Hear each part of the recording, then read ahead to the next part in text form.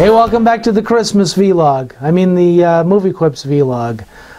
This is going to be my attempt at doing the Christmas tag that's been floating around for a while now. Everyone's enjoyed their Black Friday stuff. They're all stocked up on light bulbs and toilet paper. There have been a number of questions that have to do with Christmas that have been floating around for the past few years on supporting websites having to do with YouTubers and YouTube, as well as quite a few creators on YouTube who have been answering these questions or variations of these questions over the years, and I thought I would hop in and try it out, even though pretty well the golden age of YouTube communities has long since passed. Okay, so question one.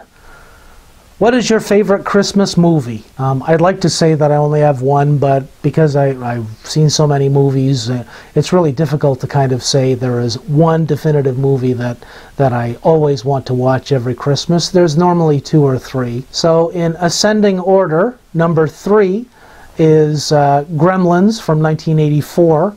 A lot of people don't really consider that one to be a Christmas movie, but it definitely is. The Mogwai was bought as a Christmas gift, and it's definitely got the horror aspect of things that I enjoy in most comedies that come to mind. So Gremlins, 1984, definitely check it out. Number 2 is definitely the Alastair Sim version of A Christmas Carol. Again, it's got the horror theme, it's got some comedy in it. This is definitely a movie that I first discovered when I was a kid, and I always enjoy watching that version of it over any of the other versions or adaptations that have been cranked out over the years. Alastair Sim was definitely a perfect Scrooge, and in some of the adaptations, the later adaptations of the A Christmas Carol, you can see bits and pieces of his performance and of that film being borrowed and riffed on in the newer films, which is really cool to see. I mean, right up to the Jim Carrey version of A Christmas Carol that came out a couple of years ago. You know, you look at some of the characters and you think, yep, that's Alastair Sim that he's riffing on. And of course, the number 1 movie that it doesn't feel like Christmas unless I see this movie, and I'm also very particular about when I want to see this film. It's usually the week leading up to Christmas where I will want to watch. Get your balls off my face. The one movie that I must see, and I must see it every year during the week before Christmas, is It's a Wonderful Life. And that's definitely the 1946 version with Jimmy Stewart and Donna Reed. George Bailey's story will always, in my mind, be the epitome of the must-see, down-and-out guy who just he tries his best and he keeps getting clobbered down by life and all of the obstacles that come his way, to the point where he basically just says, screw it, and then he learns that he has made such a difference, such a positive difference in so many people's lives, and he finds redemption in realizing that he was always the guy that he wanted to be. He just didn't do the world traveling that he had hoped for. Where if he had been able to do that sort of stuff, then he would not have found his true calling in helping people. And it's just one of those awesome Frank Capra movies that I have to watch every year. And it's funny, my wife laughs at me all the time because after I've seen that movie, I think, and I usually say out loud, best movie ever. Hollywood should have just shuttered its doors and stopped making movies after this one because they got it right. Everything after that is crap by comparison, which I don't really mean, but at the time it's like, wow, this is such an overwhelming and enjoyable film that I really don't want to watch anything after that because it's going to pale by comparison. Okay, question number 2. Have you ever had snow at Christmas? Well, yes, I live in Ottawa, Canada. Sometimes there's snow on the ground in Halloween, and it lasts all the way through until Easter. But for the most part, we usually get snow fairly early. I think 2 years ago, it was around the middle of November when we got a blizzard. So yeah, having snow at Christmas is pretty well a foregone conclusion here. And yeah, the snow is very nice, especially around Christmas time, but I think like most people who live in an area here in Canada where we do get a lot of snow, normally we're done with the snow by the beginning of, if not the middle of January. Yeah, we just would. Yeah, it's when the hell is this crap gonna end? We're done. We're done being cold. We're done dressing like astronauts or Yukon mountain men. We're done. We just no more. Thank you. It's snow. We get it. Bye bye. Question 3. Where do you usually spend your holiday? Well, normally here in Ottawa. A couple of years ago, my wife and I took the drive down east to spend time with my in-laws, which was an awesome time. It was great to spend Christmas in a different place with them. The only thing that I really would never ever want to do again would be to drive the Trans-Canada Highway from Ottawa to down east in December, where you are still expected to drive 20 over the speed limit, well, unless you're in Quebec and have Ontario plates.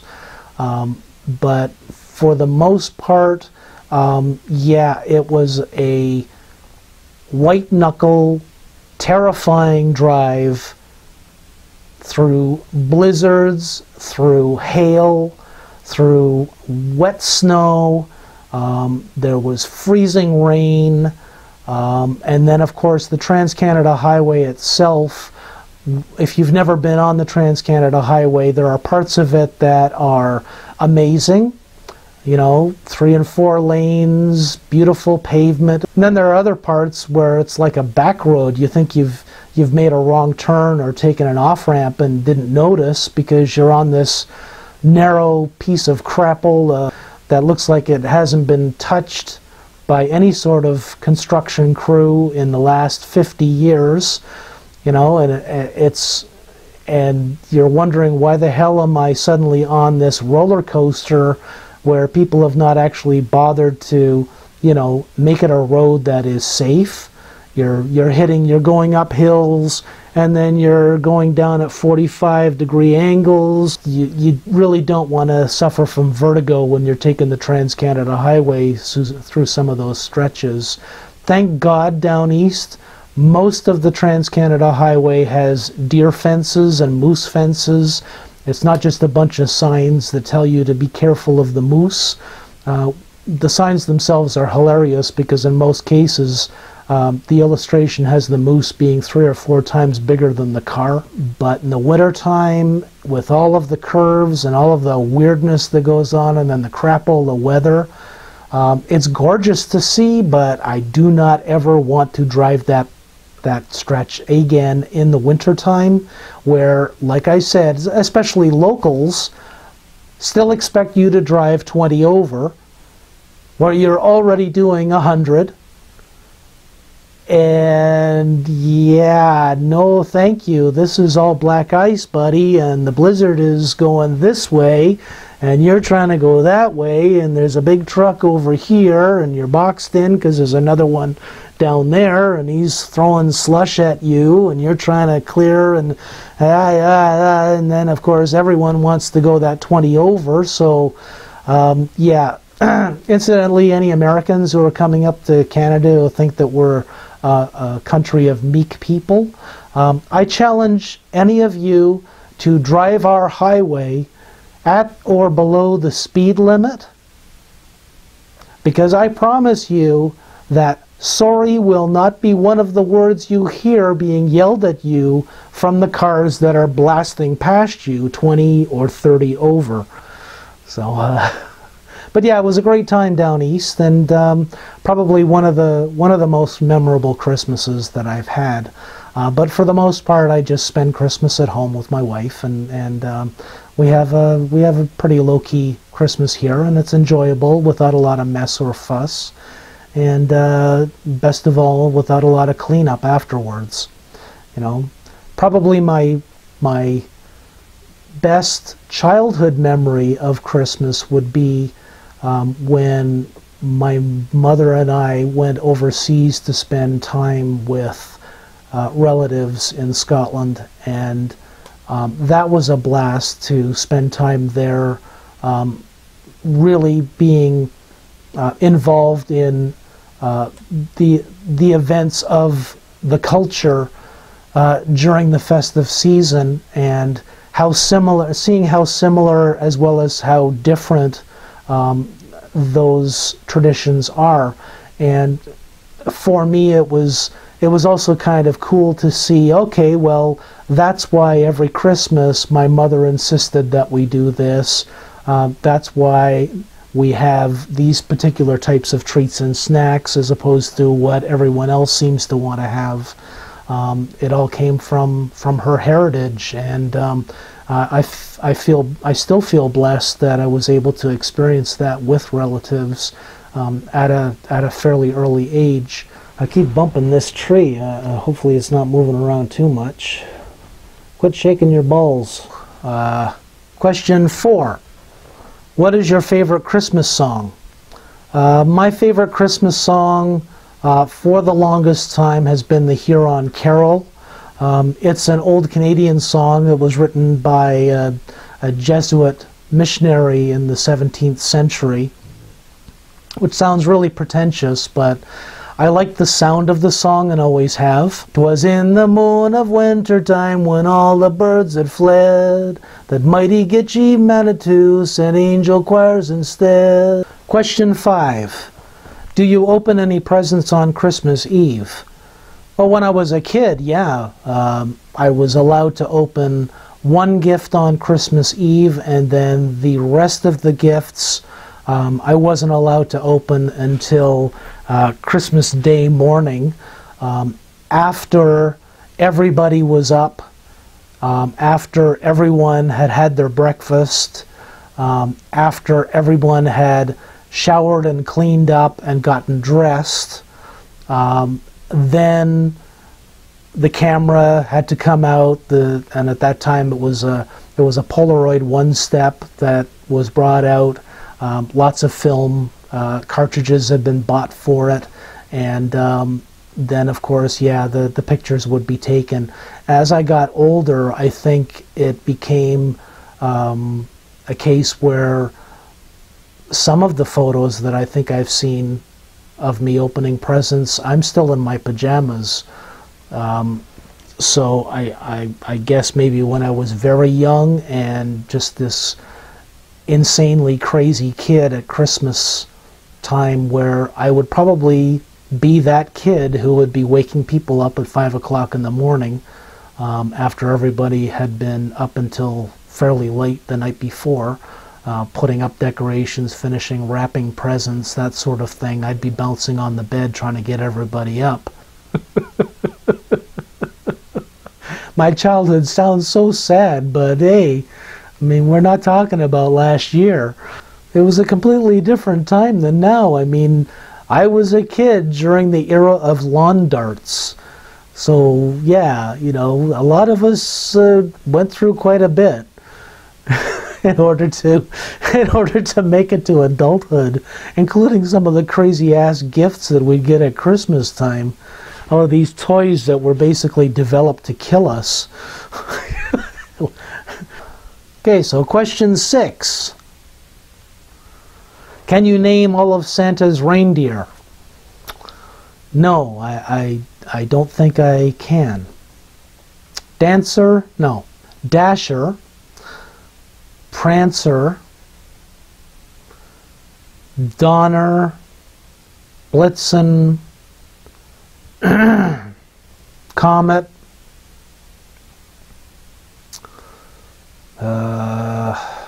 Comet,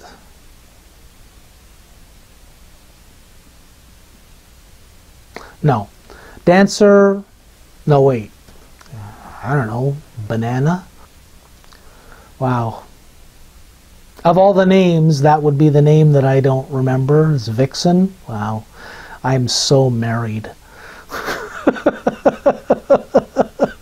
So number 7. What is your all-time favorite Christmas treat?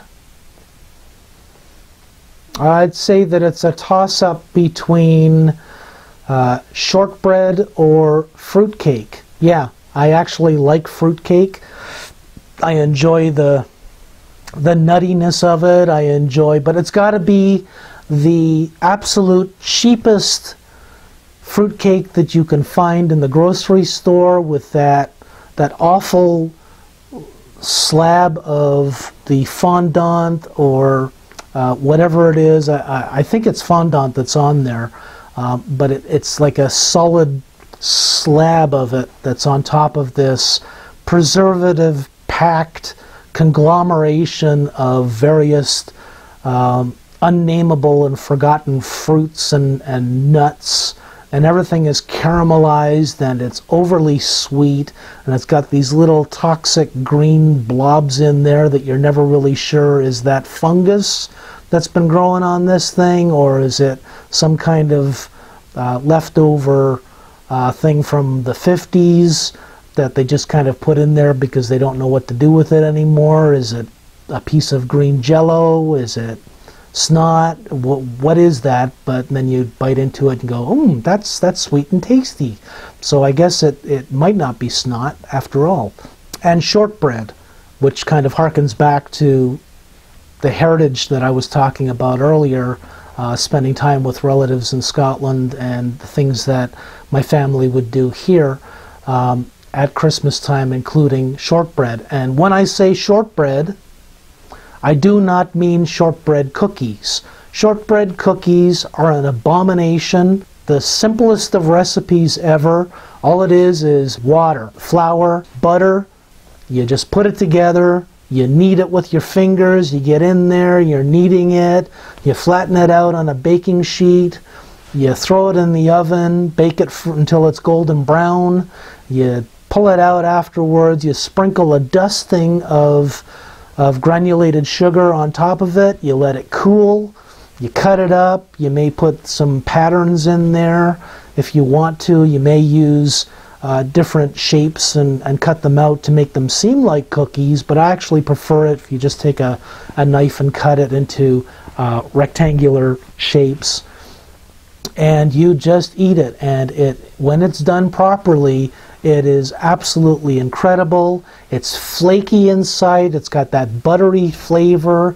There's no other thing that I can think of that has the taste of Christmas for me other than fruitcake, which would be in the entirely opposite end of the spectrum. But I enjoy both.